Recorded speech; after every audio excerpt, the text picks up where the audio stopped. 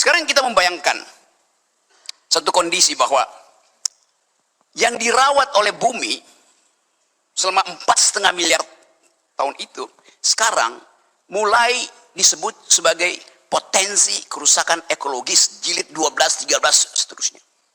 Tapi apakah bumi mampu memperbaiki dirinya? Tanda-tanda itu ada. Kalau kita membaca cara memperbaiki bumi seperti yang difatwakan di dalam Quran, pakai otak. Doa dan otak. Kita lihat jumlah kerusakan yang dibuat manusia, yang disebut antroposin. Artinya jumlah kerusakan kuantitas dan kualitas yang dibuat manusia sudah melampaui daya pulih bumi. Sudah dibagi ini jatahnya, Bang Rocky menjelaskan dari aspek sains. Saya diminta menjelaskan dari aspek agama. Tapi setengah dari pembahasan saya sudah diambil Bang Rocky. Ada beberapa istilah yang sudah dia pakai. Saya hitung itu tadi. Yaumil akhir, siratal mustaqim, inna rabbaka labil mirsad. Itu. Dalam hati saya, ini kalau lama sedikit habis bahan saya ini. Oke. Assalamualaikum warahmatullahi wabarakatuh. Saya antara bingung dan pusing. Bingung karena Polda yang urusannya dengan kriminal sekarang berupaya untuk menuntun kita masuk di dalam satu perdebatan yang sudah sangat panjang antara teologi dan ekologi. Dan itu membutuhkan kajian, bukan orasi. Saya kasih kajian di Sespim di Polri, di Lemhanas. Tadi siapa yang pernah ikut kuliah saya di Lemhanas? Oke. Oh, yang ujung sana tuh. Pak Ino. Satu waktu tahun lalu ya. Oke, saya kasih kuliah di Lemhanas untuk menerangkan global security itu. Human solidarity, environmental ethics. Subjek-subjek itu ternyata hari-hari ini terhubung dengan keadaan kita di Riau, di Jakarta, di Pakistan, di India, di Eropa. Karena kita mengalami krisis yang sama akhirnya tuh. India kirim rudal ke Pakistan. Kita tahu India punya nuklir, Pakistan punya nuklir. Kalau terjadi krisis nuklir, dan krisis itu berubah menjadi perang terbuka, pertanyaannya bukan bagaimana stabilitas politik di regional Asia, tapi bagaimana bumi memaafkan kemudaratan manusia. Apa akan dimaafkan oleh bumi?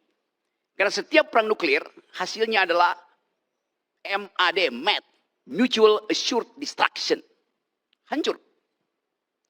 Kita coba pahami itu dari perspektif ilmu pengetahuan dan berupaya untuk menuntun ilmu pengetahuan masuk dalam pertanyaan-pertanyaan eskatologis, pertanyaan-pertanyaan teologis yang ayat-ayatnya harus kita tafsirkan hari-hari ini.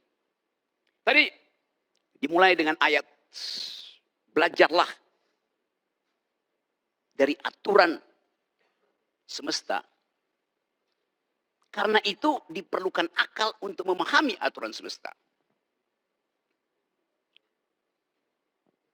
Hal yang sama juga berlaku di dalam kebudayaan Melayu.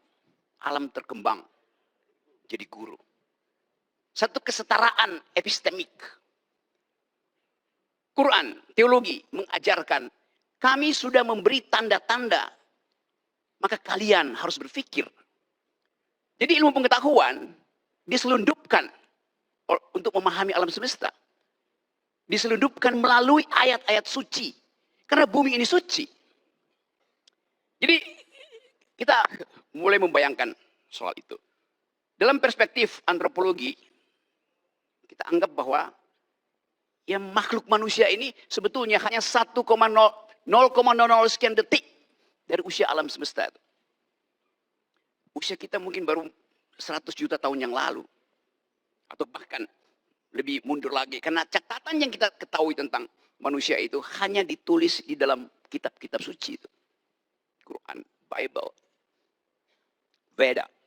Jadi kitab suci mencatat kehidupan manusia sekaligus peran manusia di dalam merawat atau merusak alam.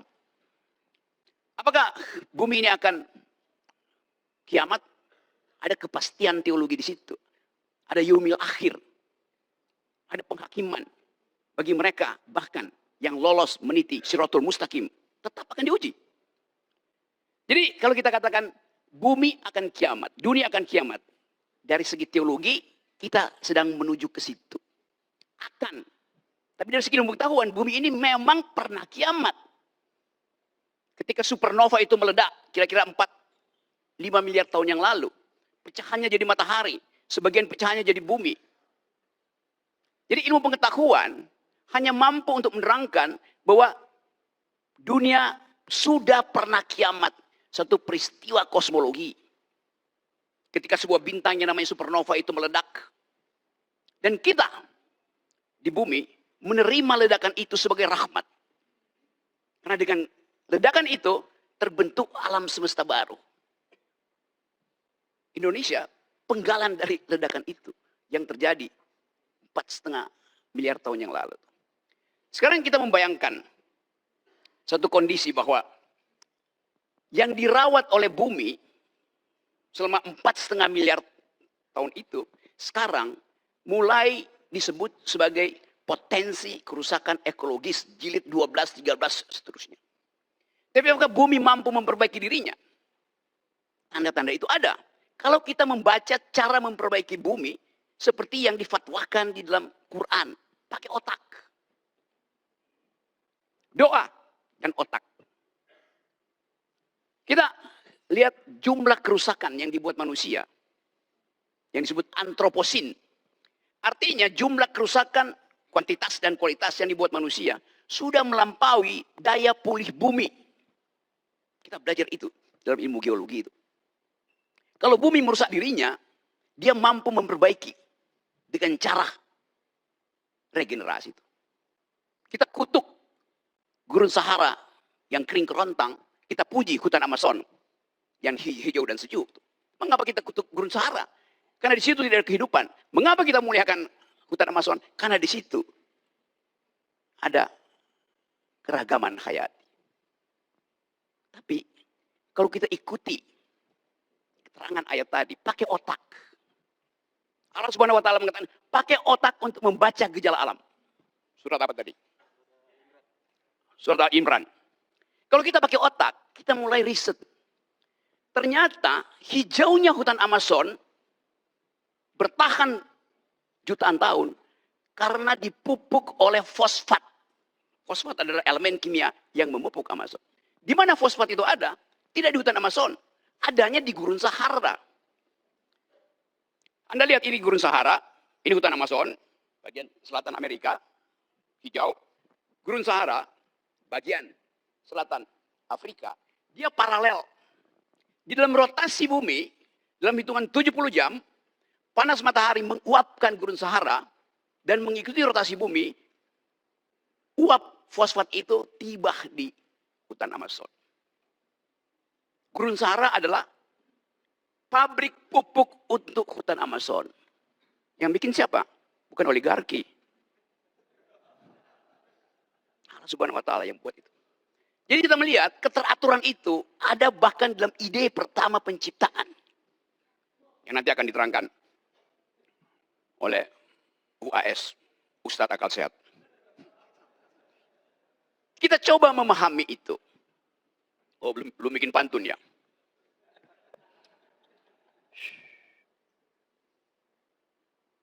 Bumi adalah rahim bagi kehidupan. Karena itu kita dalam bahasa Yunani disebut ibu bumi, Mother Earth, Gaia. Jadi bumi, setiap kali kita bertemu dengan perempuan, kita mengingat ethics of care. Karena hanya perempuan yang menghasilkan apa namanya care bahasa Indonesia itu, kepedulian itu. Laki-laki berpikir secara rasional, lalu dianggap perempuan tidak bisa berpikir secara rasional. Iya, tapi perempuan mampu untuk mendeteksi sesuatu yang tidak bisa dibaca oleh rasional ilmu pengetahuan. Perempuan lebih dekat dengan teologi dibandingkan laki-laki. Kepekaan itu ada tuh. Perempuan. Oke. Ada gurindam berjumlah 12. Menjadi sumber tuah dan marwah Melayu. Ustadz Somad sungguh berkelas. Karena istrinya Putri Nan Ayu.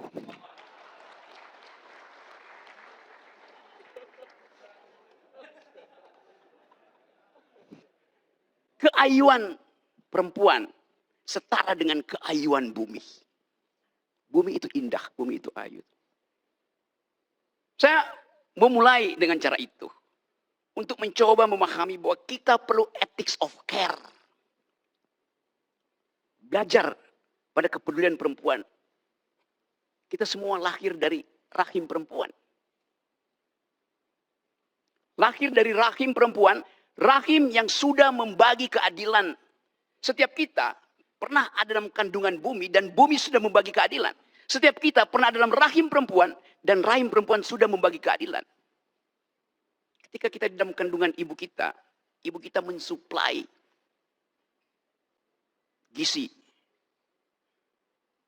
Jadi kita memperoleh makan siang gratis pertama dari rahim ibu kita. Dan sangat bergizi.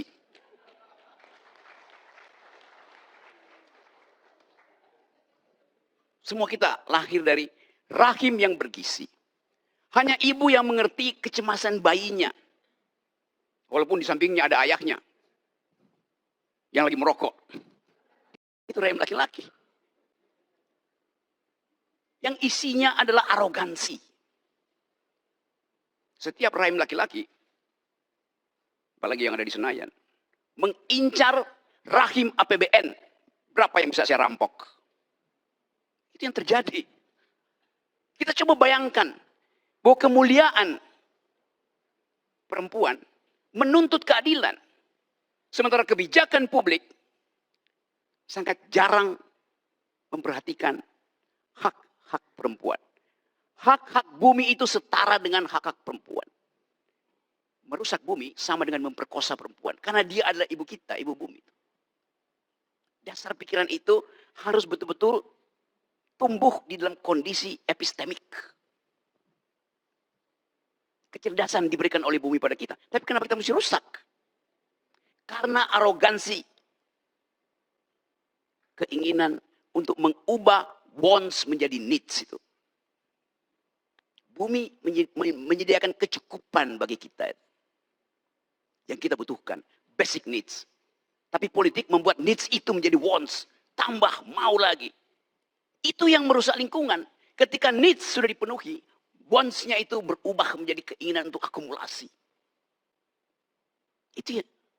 Kerusakan lingkungan dimulai ketika ego antropologis kita menganggap bahwa bumi itu disediakan untuk kita eksploitasi. Nah, kerakusan itu yang hendak kita halangi hari-hari ini. Jadi sekali lagi, sering dikatakan bahwa perempuan itu adalah makhluk kelas 2. Karena dia dibuat dari tulang rusuk laki-laki. Jadi yang utama adalah laki-laki. Perempuan itu cuma diambil dari tulang rusuknya. Tapi ilmu pengetahuan menerangkan sebetulnya bahwa kalau perempuan sekedar dibuat dari tulang rusuk laki-laki, laki-laki dibuat dari apa? Dari tanah yang diambil dari gorong-gorong. Ya. Mana lebih mulia, tulang rusuk atau tanah liat? Tulang rusuk udah terbentuk kimianya. Kalsiumnya udah cukup. Tapi itu keterangan kita untuk memahami supaya jangan merendahkan perempuan. Yunto jangan merendahkan alam itu. Perempuan akan bilang, iya, saya dibuat dari tulang rusuk. Tapi suami saya dibuat dari tanah gambut yang habis terbakar. Kita membayangkan itu. Tetapi sekali lagi, ada persekutuan hari-hari ini antara teologi dan ekologi. Teologi memberi semacam kelegaan batin untuk menghidupkan kembali harapan. Di dalam semua teologi, intinya adalah harapan. Bahwa ada sesuatu yang kita tunggu, suatu kemuliaan. Jadi manusia sedang berupaya untuk memuliakan kembali dirinya, tetapi dengan arogansi. Kalau kita katakan, kami manusia ingin memuliakan alam, maka alam akan katakan, selamat datang kembali. Dan hanya dengan itu, kita tahu bahwa semua yang kita perbuat hari ini, disaksikan oleh mata yang kita sebut sebagai alam semesta. Alam semesta disaksikan oleh sesuatu yang kita sebut energi eter. Tapi energi itu hanya disebut energi kalau dia menghasilkan keadilan. Bumi ditata dengan prinsip keadilan. Semua yang kita lakukan dibaca oleh ilmu fisika, dibaca oleh ilmu antropologi, dibaca oleh ilmu ekologi. Tapi ada yang tidak bisa kita baca, ilmu teologi. Inarabaka labil mirsad. Allah Subhanahu wa taala memahami kita, melampaui kemampuan kita membaca alam. Assalamualaikum warahmatullahi wabarakatuh. Menarik, Bang Rogi cerita dari mulai bintang supernova, kemudian Amazon, Sahara, tapi lebih menarik bagi saya adalah pantun di tengah beliau bercerita tadi. Ya Bang Rogi ya. Kemudian Bang Rogi bercerita bagaimana menafsirkan Quran. Justru saya bertanya ini, Bang Rogi sudah mulai menafsirkan Quran. Setelah ini baca Quran Bang Rogi ya. Maka ini menarik bagi saya Bang Rogi cerita Quran, cerita teologi, dan sudah sampai pada rahim perempuan, rahim laki-laki yang arogansi Bang Rogi ya. Sehingga rahim-rahim ini perlu kita perjelas dengan teologi yang akan dipaparkan lebih gamblang oleh guru kita. Maka Ustaz Abdul Somad yang akan merangkai semuanya, bagaimana cerita bintang supernova sampai rahim laki-laki dan perempuan Ustaz. Pada Ustaz kami persilahkan. Bismillahirrahmanirrahim. Assalamualaikum warahmatullahi wabarakatuh.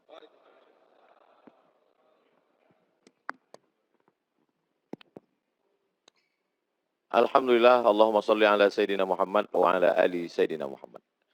Kalau sudah pakai batik, jangan lagi pakai dasi. Kata Bang Rocky, ruangan ini cantik, bagus untuk resepsi.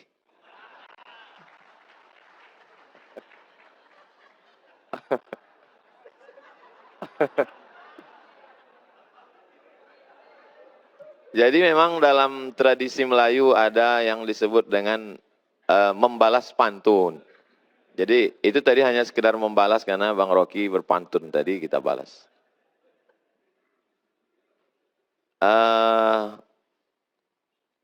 Sudah dibagi ini jatahnya, Bang Rocky menjelaskan dari aspek sains. Saya diminta menjelaskan dari aspek agama. Tapi setengah dari pembahasan saya sudah diambil Bang Rocky. Ada beberapa istilah yang sudah dia pakai. Saya hitung itu tadi. Yaumil akhir, siratal mustaqim, inna rabbaka labil mirsad. Itu. Dalam hati saya, ini kalau lama sedikit, habis bahan saya ini. Beberapa kali Allah Subhanahu wa ta'ala. Jadi memang ini sebetulnya masalah hati. Jadi kalau hati kita itu connect, mudah kita berinteraksi.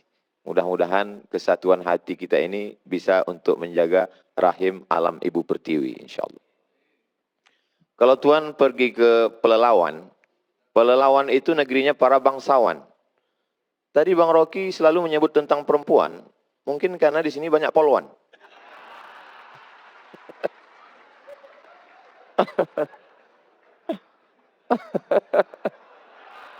So sweet, so sweet. Baik, jadi saya urutkan. Karena saya diminta dari aspek agama. Pintu gerbang untuk masuk ke agama Islam itu adalah syahadat asyhadu an la ilaha illallah wa asyhadu anna Muhammadan Rasulullah. Tuhan itu abstrak, tidak tersentuh, tidak kelihatan, tidak berbentuk dalam Islam, bukan fisik. Maka tidak dalam bentuk patung, bukan batu, bukan kayu, dan lain sebagainya. Tapi, Al-Quran menggambarkan bahwa iman itu kasyajaratin thayyibatin seperti pohon kayu. Asluha sabitun, akarnya menghunjam ke tanah, wa far'uha fis sama, pucuknya ke langit. Sesuatu yang abstrak dalam Islam digambarkan dengan sesuatu yang kelihatan. Cinta Cinta itu tidak kelihatan. Bagaimana menggambarkan cinta? Maka mesti digambarkan dengan sesuatu yang kelihatan. Maka muncullah ungkapan, cintamu seperti air di daun keladi. Setelah tumpah tidak meninggalkan bekas. Begitu biasanya orang yang kecewa. Maka dalam Islam, iman itu digambarkan dengan pohon kayu. Kalau tadi Pak Gub bercerita tentang orang Melayu tidak bisa dilepaskan dari hutan, dari pohon kayu, ya logis, masuk akal. Karena memang orang Melayu tinggalnya di tengah jantung pulau Sumatera, memang dia begitu buka mata ngelihat pohon kayu. Tapi Nabi Muhammad SAW, dia bukan orang Sumatera. Dia tinggal di gurun pasir yang pohon itu sesuatu yang sulit. Tapi ketika cerita tentang iman, kaitannya dengan pohon kayu. Setelah orang beriman, lalu kemudian bagaimana kondisi dia? Mathalul mu'min kamathalis syajar. Orang beriman itu seperti pohon kayu. Pohon kayu lagi. La yazalur rihu tumiluhu. Angin senantiasa membuat dia bergoncang. Jadi ketika orang sudah meyakini Tuhan, nanti akan ada goncangan-goncangan keimanan. Lagi-lagi dikaitkan dengan pohon kayu. Ketika pohon kayu sudah mulai berdiri, maka akan datang ada angin yang membuat dia bergoncang. Maka sabarlah seperti sabarnya pohon kayu. Lagi-lagi pohon kayu. Dari awal pohon kayu. Suasana hatinya setelah beriman seperti pohon kayu. Lalu kemudian dia mulai berbuat baik. Perbuatan baik apa yang bisa dia lakukan? Ma min muslimin yaghrisu gharsan yazra'u yazra'an. Kalau ada seorang beriman yang menanam tanaman. Dia tidak sebut tentang sholat, zakat, puasa, haji. Itu ritual. Tapi ada satu amal, menanam pohon kayu, kata Nabi. Ma min muslimin yaghrisu gharsan yazra'u zar'an fayakuluhu tayrun. Kalau ada orang beriman menanam pohon kayu, lalu kemudian tanamannya itu dimakan oleh tayrun, burung. Bahimatun, hewan. Insanun, manusia. Illa kanat lahu bihi sadaqah. Maka itu sebagai sadaqah. Makanya orang disuruh menanam pohon kayu depan rumah. Supaya apa? Supaya ada sedekah. Sekarang kita pergi ke rumah orang. Lalu kita lihat di ruang tamunya ada pohon kayu. Tapi ternyata setelah kita dekati rupanya pohon plastik. Itu bedanya di Mapolda. Ternyata pohonnya asli semua. Makanya ada ungkapan hijau rumput di rumah. Lebih hijau rumput sintetis. Dulu memang tetangga, sekarang udah berubah jadi rumput sintetis. Karena tidak pernah kering dia. Memang sekarang semua penuh dengan kepalsuan. Yang asli itu hanya di Mapolda. Lalu kemudian bagaimana dengan dosa? Dosa itu adalah judi dan seterusnya. Tapi orang lupa. Nabi mengatakan, man qata'a sidratan, siapa yang memotong satu batang pohon sidir. Pohon sidir biasanya tumbuh di tengah gurun pasir, ada unta yang bernaung di bawah, orang musafir dia berhenti sejenak. Siapa yang memotong sebatang pohon sidir, sawwaballahu ra'sahu finnar, maka kepalanya nanti akan disungkurkan ke dalam api neraka. Makanya saya, Bang Rocky, sejak dari musim-musim asap dulu, karhutlah, kebakaran hutan dan lahan, tidak pernah sekalipun mau diminta jadi imam sholat istisqa minta hujan. Enggak pernah sekalipun. Kenapa saya tidak mau? Karena yang membakar itu ikut sholat. Jadi bagi mereka kejahatan itu adalah kejahatan ritual. Padahal kejahatan yang lebih fatal adalah membakar hutan, itu kejahatan yang luar biasa. Misalnya saya mau jadi imam sholat istisqa. Pas giliran hujannya nggak turun, yang disalahkan imam. Padahal makmumnya itu salah semua. Alhamdulillah, sejak Kapoldanya pencinta pohon-pohonan, ini sudah hujan tidak berhenti turun. Alhamdulillah. Beliau ini Kapolda, Ketua Polisi Dakwah. Lalu kemudian bagaimana dengan pahala? Pahala itu adalah sholat, puasa, haji, zikir, baca Quran, ritual. Ada sisi lain tentang pahala. Idza waqa'at ala ahadikumul qiyamah, kalau kamu sudah mau mati.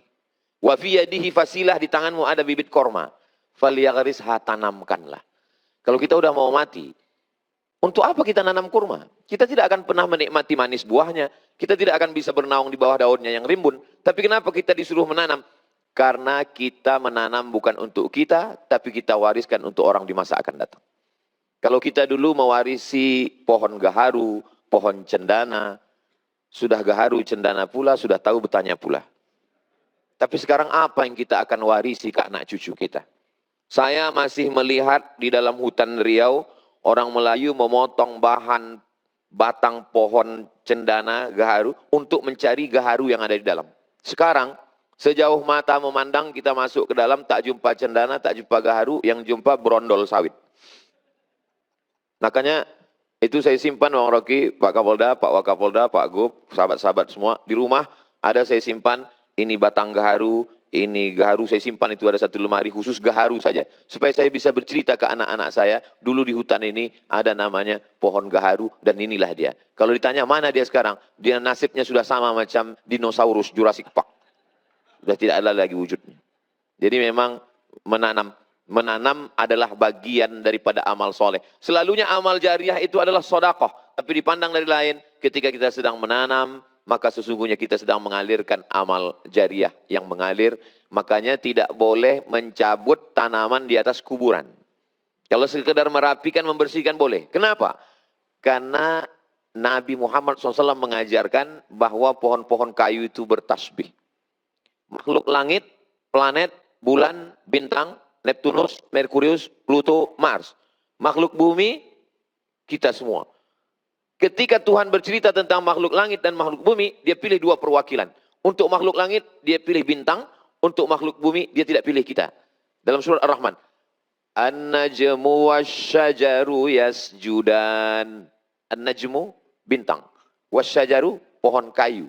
Yasjudan, kedua-duanya bersimpuh sujud bertasbih kepada Tuhan. Kenapa tidak dikatakan bintang dan manusia? Kenapa untuk bumi ini yang mewakilinya pohon kayu?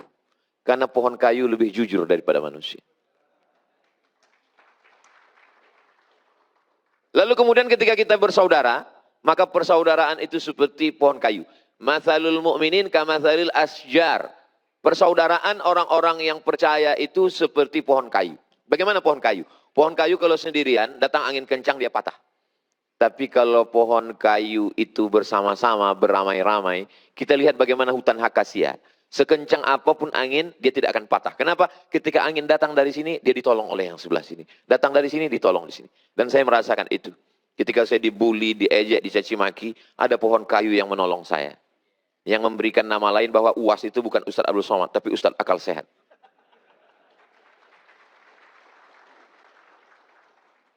Lalu kemudian, susah saya untuk fokus ini. Memang cantik pohon kaktus ditanam di tengah taman. Memang susah kita untuk fokus kalau kita belum sarapan.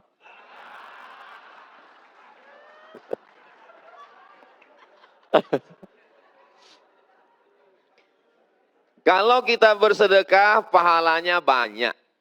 Ya, namanya banyak itu kan unlimited. Banyaknya berapa Ustadz? 1000, 100, 200. Lihat bagaimana Allah ingin menggambarkan kita tentang banyak. Mathalul ladzina yunfiquna amwalahum fi sabilillahi kamathali habbah. Orang yang berbuat sedekah seperti menanam satu biji. Ambatat sab'a sanabil. Satu biji ini akan menumbuhkan 7 cabang. Wa fi kulli sumbulatin mi'atu habbah. Dalam satu cabang ada 100. Satu biji pecah keluar 7 cabang. Satu cabang ada 100, 200, 300, 400, 500, 600, 700. Maka disebut dengan sab'atu mi'ati dha'fin, 700 cabang. Lagi-lagi pohon kayu. Makanya Nabi Muhammad bukan pohon mawar yang tumbuh di tanah yang subur. Kalau ada tanah yang subur mengeluarkan mawar, biasa. Tapi kalau gurun pasir kering kerontang mengeluarkan mawar, itu baru luar biasa. Seandainya Nabi Muhammad itu lahir di sungai Nil, lalu kemudian ibadahnya banyak menggunakan air. Wuduknya air, mandinya air. Biasa, karena dia tinggal di tengah sungai. Tapi dia tinggal di tengah alam yang susah mendapatkan air. Seandainya Nabi Muhammad itu tinggalnya di Pulau Sumatera, di Pulau Amazon, lalu kemudian di hutan hujan yang rimbun, lalu dia banyak bercerita tentang pohon kayu. Biasa, Tapi ketika dia orang gurun pasir, Arab Badui, bercerita tentang pohon kayu, itu salah satu bukti bahwa omongannya itu bukan berdasarkan lingkungannya, tapi itu datang dari Allah. Wa ma yantiqu 'anil hawa, dia tidak bicara mengikut hawa nafsunya, bukan pikirannya. In huwa illa wahyun yuha, tapi datangnya dari Allah Subhanahu wa taala. Saya ketika membaca itu menambah keyakinan saya, oh, ini bukan dari lingkungannya, karena itu bukan tempat tinggal dia. Yang dia bicarakan itu adalah sesuatu yang di luar dari tempat tinggal dia. Jadi kalau hari ini kita sebagai orang Melayu, sebagai orang Sumatera, kita masih ada kesempatan untuk menjaga Riau, khususnya Bumi Lancang Kuning ini dengan program-program penghijauan, penanaman. Tidak bisa hanya sekedar dengan slogan, mesti action nyata. Maka saya kira tidak hanya dari pihak kepolisian, semua departemen, dinas, kehutanan. Dulu banyak saya lihat beberapa baleho di kantor-kantor, one man, one tree. Satu orang, satu tanaman. Ada satu Bapak KUA, Kepala Kantor Menteri Agama juga begitu. Kami langsung action Pak Ustadz. Yang nikah bawa satu pohon, yang cerai 2 pohon. Jadi memang mesti action nyata. Dan insya Allah kalau ini kita amalkan, kita bisa melihat Riau hijau kembali dan alam sehat kembali. Sehingga rahim Ibu Pertiwi ini melahirkan oksigen yang positif dan kita bisa hidup nyaman, tentram, dan kita semuanya menjadi orang-orang yang dari aspek agama menjaga lingkungan.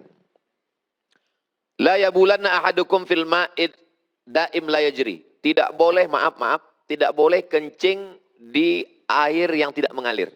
Karena akan ada orang yang mengambil air untuk minum, akan ada orang yang untuk berwudu.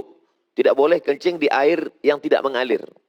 Kalau di air yang tidak mengalir saja tidak boleh dibuang limbah pribadi, apalagi limbah pabrik yang dibuang tidak hanya mematikan sungai, tidak hanya mematikan ikan, tapi sampai cucu cicit ikan itu mati.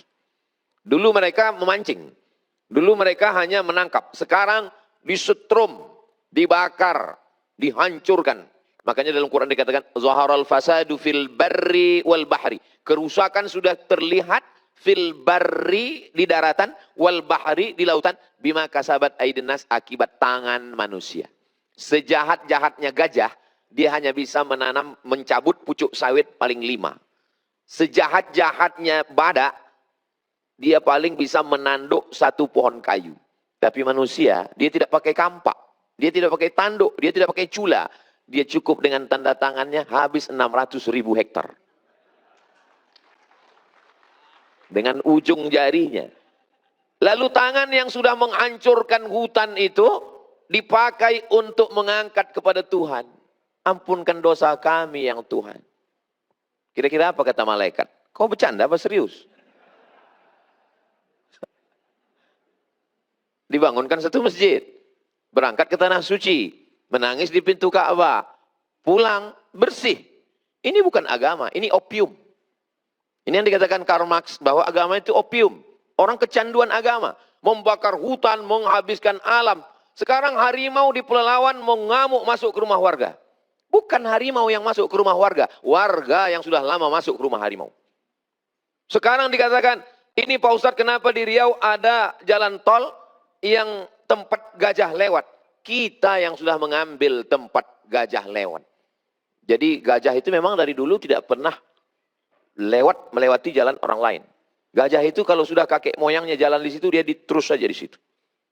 Tapi manusia, hari ini dia jalan di sini, besok trotoar dia ambil. Jadi sebetulnya pantasanlah agama itu untuk kita. Karena memang kita yang tidak lurus menjalani hidup ini. Kalau gajah itu memang udah lurus, dia nggak pindah-pindah lagi. Gajah itu tidak bisa berpindah. Dan yang paling setia di antara semuanya adalah buaya. Buaya itu tidak bisa berpindah ke lain hati. Selama dia di air. Tapi kalau dia sudah naik ke darat, itu sudah lain cerita. Akhirnya waktu juga yang memisahkan kita.